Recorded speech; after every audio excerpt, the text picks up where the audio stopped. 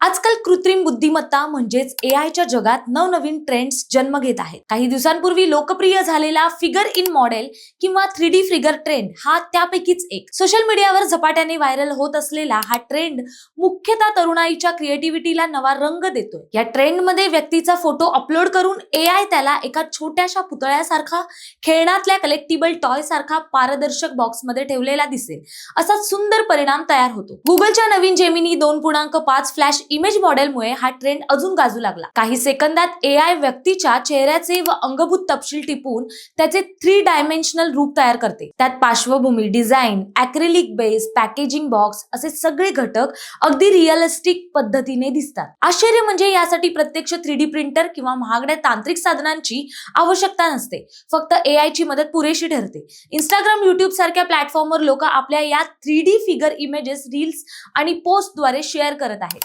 हे फोटो आणि व्हिडिओ दिसायला इतके आकर्षक असतात की पाहणाऱ्यांना ते खरेच पुतळे बनवलेत का असा प्रश्न पडतो. मजेशीर आणि हटके वाटणारा हा प्रयोग इतका सोपा आहे की सामान्य वापरकर्त्यालाही सहज करून पाहता येतो. या ट्रेंडमुळे एआय केवळ माहिती देणं किंवा टेस्ट आधारित कामापुरतं मर्यादित नसून तो मनोरंजन, कला आणि सोशल मीडिया क्रिएटिव्हिटीमध्ये किती मोठी क्रांती घडवू शकतो याची प्रचिती येते. त्यामुळे फिगर इन मॉडेल हा एआय ट्रेंड केवळ एक मजेशीर फॅड नसून पुढील काळात डिजिटल आर्टच्या नव्या संधीचा दुवा ठरू शकतो.